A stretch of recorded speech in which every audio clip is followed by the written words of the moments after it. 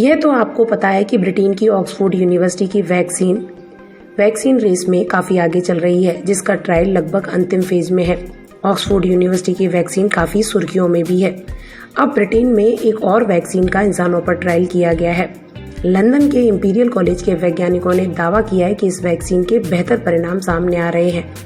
Imperial college के वैज्ञानिकों का दावा है कि यहाँ वॉलंटियर्स को वैक्सीन की डोज दी गई है, जिसका कोई साइड इफेक्ट भी अभी तक सामने नहीं आया है। वैज्ञानिकों का कहना है कि इस वैक्सीन से इंसानी शरीर में कोरोना वायरस के खिलाफ इम्यूनिटी भी बढ़ रही है। इंपीरियल कॉलेज लंदन की ओर से ह्यूमन ट्रायल से पहले इस वैक्सीन का जानवरों पर किया गया ट्रायल भी सफल रहा है। अब इस वैक्सीन का 300 लोगों पर ट्रायल किया जाना है। प्रोफेसर रॉबिन सटॉक इस ट्रायल का नेतृत्व कर रहे हैं। इंपीरियल कॉलेज लंदन के वैज्ञानिकों का कहना है कि वे शुरुआती परीक्षण में एक प्रयोगात्मक कोरोना वायरस वैक्सीन के साथ सैकड़ों लोगों को प्रतिरक्षित कर रहे हैं। कॉलेज के प्रोफेसर डॉक्टर रॉबिन सटॉक का कहना है कि वे और उनके सहयोगी वैज्ञानिक वैक्सीन के ट्रायल की कठिन प्रक्रिया को पूरा कर चुके हैं और अब जल्द ही यह परीक्षण लगभग 300 लोगों पर किया जाना है। उन्होंने बताया कि इस ट्रायल में 75 साल से अधिक उम्र के लोग भी शामिल हैं।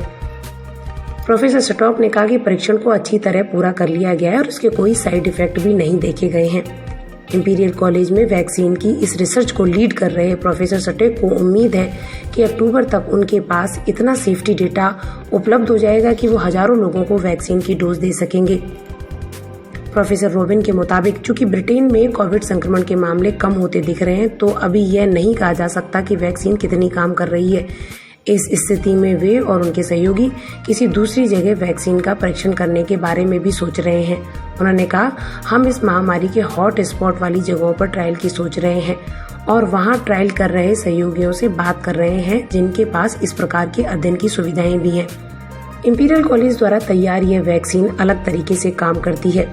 यह वैक्सीन वायरस के आधार पर आनुवंशिक कोड के सिंथेटिक किस्मों का इस्तेमाल करती है। एक बार इसे मांसपेशी में इंजेक्ट करने के बाद शरीर की कोशिकाओं को कोरोना वायरस पर एक स्पाइक प्रोटीन की प्रतियां बनाने के निर्देश मिलते हैं। इससे प्रतिरक्षा क्षमता पैदा होती है, जिससे भविष्य में शरीर कोविड-19 से लड़ने के लिए तैयार हो जाता है।